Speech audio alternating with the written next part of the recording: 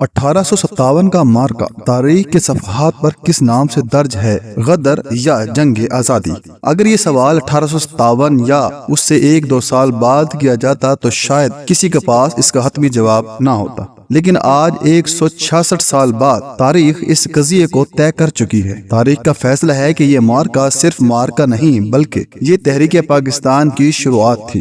یہ مارکا صرف مارکا یا غدر نہیں بلکہ ہندوستان کی آزادی کی پہلی منظم کوشش اور پہلی جنگ آزادی تھی۔ مورخ، جج، صحافی، تجزیہ کار، سیاستدان، عالم دین اور برِ صغیر میں رہنے والا عام انسان اس حقیقت سے آگاہ ہے، اگر برِ صغیر کی تاریخ میں 1857 نہ آتا تو شاید ہندوستان آج بھی سلطنت برطانیہ کے زیر نگیں ہوتا، اور شاید آج پاکستان اور ہندوستان کے نام سے 2 الگ ملک بھی نہ ہو۔ 1857 کے حوالے سے آج تک جتنا لٹریچر شائع ہوا سب میں اسے جنگ آزادی کا عنوان دیا گیا۔ اگرچہ تاریخ میں کچھ ایسے کردار بھی سامنے آئے جنہوں نے اس مارکے کو جنگ آزادی کی بجائے غدر کا عنوان دیا، مگر تاریخ نے ان کرداروں اور ان کے دیے گئے عنوانات کو کبھی پذیرائی نہیں بخشی۔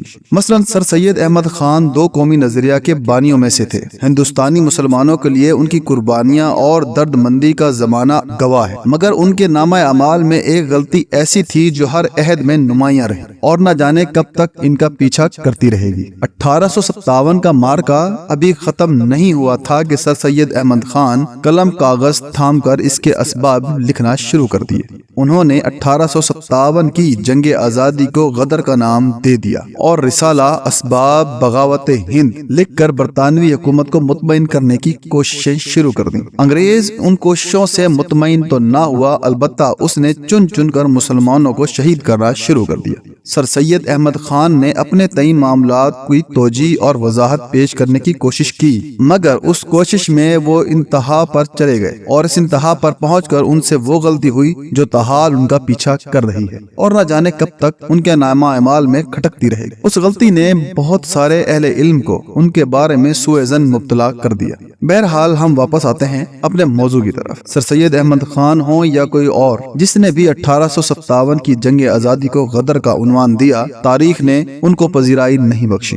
قوموں کی تاریخ میں بعض لمحات ایسے آتے ہیں جب انہیں فیصلہ کرنا ہوتا ہے کہ انہوں نے طاقت کے سامنے سرنڈر کر کے اپنے اور اپنی نسلوں کے لیے غلامی کے طوق کو قبول کرنا ہے، یا اپنی مقدور بھر طاقت جمع کر کے آزادی کی بجھتی چنگاری کو سلگاتے رہنا ہے۔ اہل فلسطین نے طوفان الاقصی کے عنوان سے جو کیا اس کی حیثیت وہی ہے جو ہندوستان کے لیے 1857 کی ہے۔ ہندوستان کی تاریخ سے 1857 کو نکال دیا جائے تو ہندوستان کے پاس کچھ نہیں بچتا، اور اگر 1857 نہ ہوتا تو آج ہندوستان کا وجود اور جغرافیائی نقشہ کچھ اور ہوتا۔ اسی طرح اگر اہل فلسطین کی تاریخ میں 7 اکتوبر نہ آتا تو آج ان کا بیانیہ معدوم ہو چکا ہوتا، ایک ایسے وقت میں جب دنیا اسرائیل کے قیام کو جواز بخش چکی تھی۔ مسلم ممالک اسرائیل کو نہ صرف تسلیم کر چکے تھے بلکہ سعودیہ اور UAE جیسے ممالک میں باقاعدہ آمد و رفت شروع ہو چکی تھی۔ کئی ممالک میں سفارت خانے فعال ہو چکے تھے اور پاکستان جیسے ملک پر اسرائیل کو تسلیم کرنے کا دباؤ بڑھایا جا رہا۔ دنیا بھر میں اسرائیل کا بیانیہ تسلیم کیا جا چکا تھا اور فلسطینیوں کی جدوجہد آزادی کو تاریخ کے صفحات سے محو کیا جا رہا۔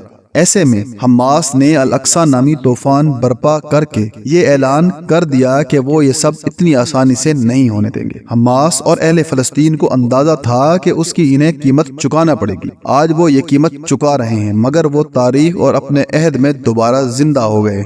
ان کا بیانیہ دنیا کے کونے کونے تک پہنچ چکا ہے، اور وہ ممالک جو 1.5 ماہ پہلے اسرائیل کے وجود کو تسلیم کرنے کے لیے بے چین تھے، اپنے موقف پر نظر ثانی پر مجبور ہو گئے۔ اہل فلسطین کے لیے یہ فیصلہ اور یہ لمحات مشکل تو ہیں، لیکن زندہ قوموں کا شعار یہی ہوتا ہے کہ وہ غلامی کے طوق کو قبول کرنے کے بجائے عزت کی موت کو ترجیح دیتے ہیں۔ یہی سب کچھ 1857 میں ہوا تھا اور یہی فیصلہ اہل فلسطین نے کیا ہے۔ 1857 میں بھی مصلحت پسندوں نے کہا تھا کہ سلطنت برطانیہ جیسی منظم طاقت سے ٹکرانا کوئی عقل مندی نہیں، لیکن تاریخ نے ثابت کیا کہ یہی قوموں کے بعض اقدامات کا فیصلہ وقت نہیں تاریخ کرتی ہے۔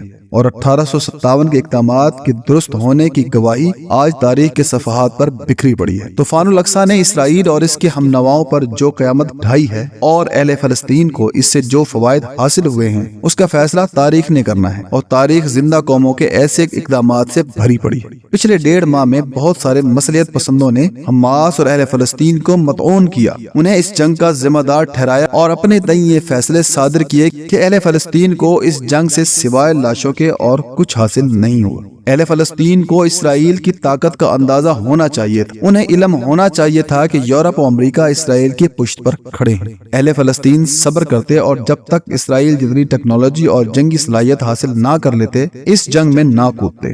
ایسے مصلحت پسند 1857 میں بھی غلط تھے، آج بھی غلط ہیں اور تاریخ کے ہر موڑ پر غلط ثابت ہوئے ہیں۔ جنگیں ٹیکنالوجی اور ہتھیاروں سے نہیں، جذبات سے لڑی جاتی، اور اہل فلسطین نے یہ جنگ جیت لی ہے۔ انہوں نے اس جنگ سے وہ حاصل کر لیا ہے جو اسرائیل اور اس کے ہم نوا سوچ بھی نہیں سکتے تھے۔ اسرائیل کو پہلی دفعہ اتنے بڑے پیمانے پر فوجی نقصان کا سامنا کرنا پڑا ہے۔ اسرائیل کے ناقابل تسخیر ہونے کے دعووں کی حقیقت آشکار ہوئی ہے، اور اس کے 2500 سے زائد افراد مارے گئے اور 250 سے زائد گرفتار ہوئے ہیں۔ پہلی دفعہ ایسا ہوا ہے کہ اسرائیل کے 5 لاکھ سے زائد لوگ بے گھر ہوئے ہیں۔ فلسطین کو یہودی ریاست قرار دینے کا بیانیہ دم توڑ گیا ہے، اور فلسطینی بیانیہ دنیا کے کونے کونے تک پہنچ چکا ہے۔ زندہ قوموں کی تاریخ میں زندہ رہنے کے لیے ایسے خطرات مول لینا پڑتے ہیں۔ اگر چند ہزار فلسطینیوں کی شہادت سے اہل فلسطین کا بیانیہ اثر نو زندہ ہو گیا ہے اور دنیا اسرائیل کے بارے میں اپنے موقف پر نظر ثانی کرنے پر مجبور ہو گئی ہے، تو یہ سودا مہنگا نہیں۔ 7 اکتوبر 2023 کا دن اہل فلسطین کے لیے 1857 کی حیثیت رکھتا ہے، اور 1857 کی برصغیر پاک و ہند میں کیا حیثیت ہے اس سے ساری دنیا آگاہ ہے۔